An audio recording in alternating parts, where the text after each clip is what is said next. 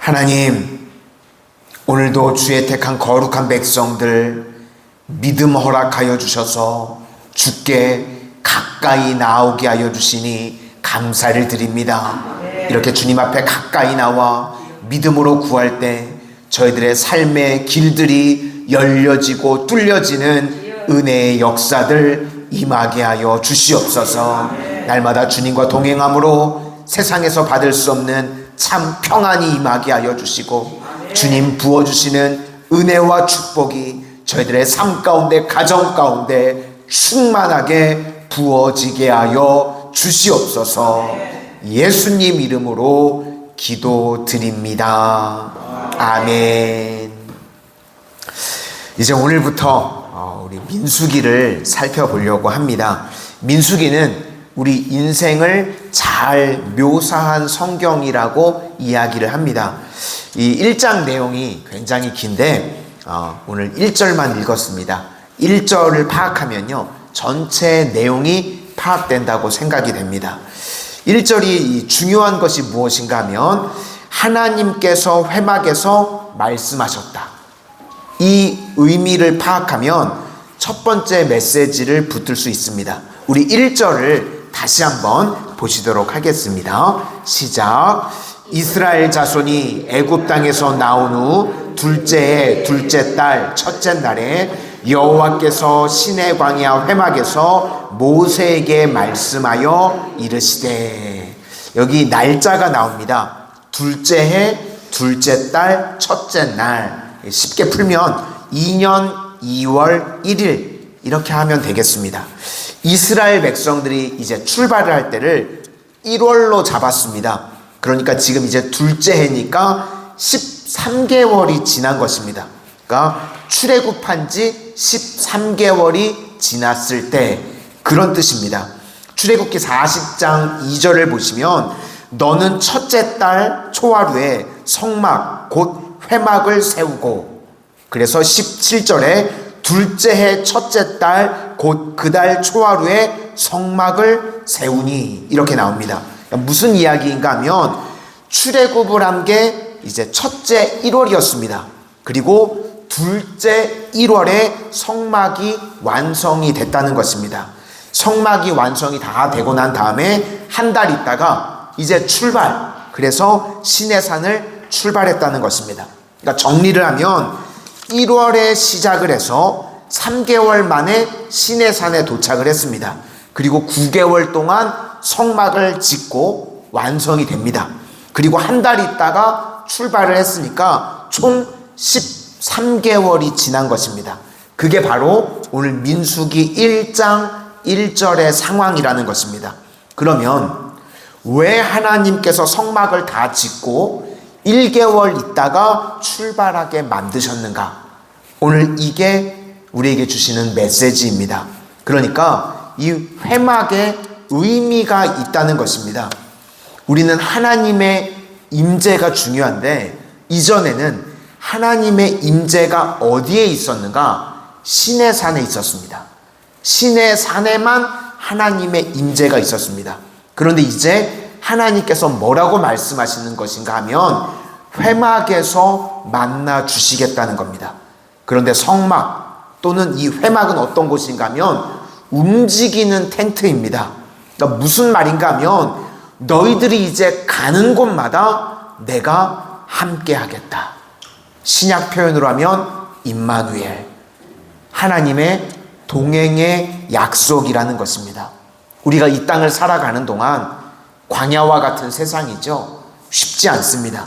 그래서 스데반이 우리를 광야교회라고 불렀습니다. 세상이요, 광야입니다.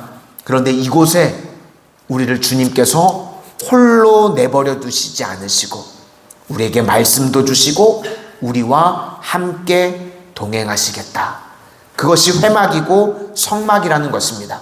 그러니까 신약 백성인 우리들은요, 하나님 앞에 예배드리면서 주님과 함께 가는 겁니다.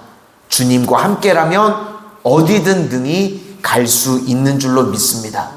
그래서 하나님이 우리와 함께 하신다. 이것이 회막의 의미라는 것입니다. 그러므로 우리 인생이 아무리 험악하고 광야와 같은 곳이라고 할지라도 주님이 함께 하시면 그곳이 거룩한 땅이 되고 그곳이 천국이 될 수 있다는 것입니다. 광야가 세상인데요, 광야는 아무것도 없는 곳입니다. 하나님이 없기 때문에 전도서 표현에 의하면 그걸 헛됨이라고 표현합니다. 헤벨, 헛됨만 있는 곳입니다. 그런데 광야에서 어디를 가더라도 주님과 함께 한다고 그러면 생명으로 충만하게 된다는 것입니다.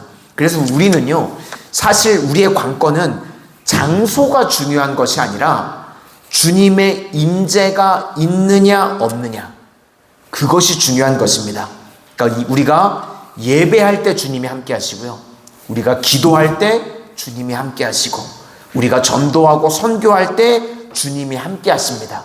그러니까 교회가요, 예배, 기도, 선교에 힘쓰면요, 늘 항상 주님과 함께 하시는 것입니다.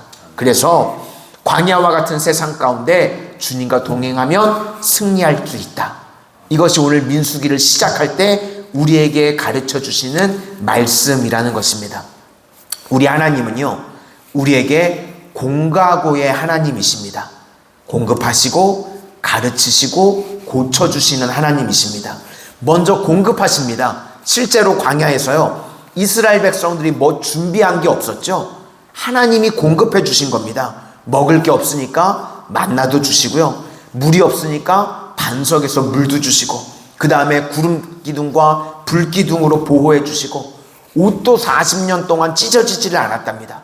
또 아프지도 않았습니다. 하나님께서 그렇게 만드셨다는 겁니다. 그리고요, 공급하실 뿐만 아니라 가르쳐 주십니다. 광야에서는요, 지도, 내비게이션이 필요가 없습니다. 주님이 인도하시는 겁니다. 하나님과 동행하면서 구름 기둥, 불 기둥으로 인도해 주셨습니다. 그리고 고쳐 주십니다. 뱀에 물렸습니다. 그때 장대 위에 노뱀을 쳐다보면 다 살았다는 것입니다.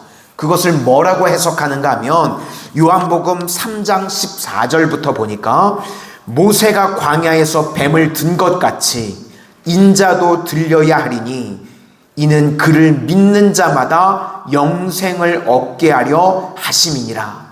하나님이 세상을 이처럼 사랑하사 독생자를 주셨으니 이는 그를 믿는 자마다 멸망하지 않고 영생을 얻게 하려 하심이라. 그래서 우리가 예수님을 쳐다보면 우리 인생에 고침이 있고 구원이 있고 승리가 있습니다.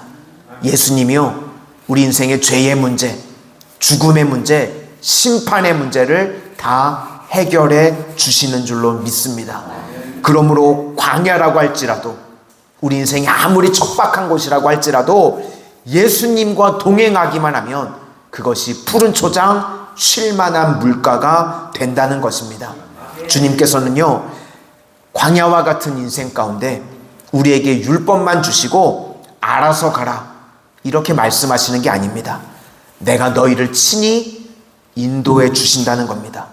우리를 고아와 같이 버려두지 아니하시고 오늘도 함께 하시는 줄로 믿습니다.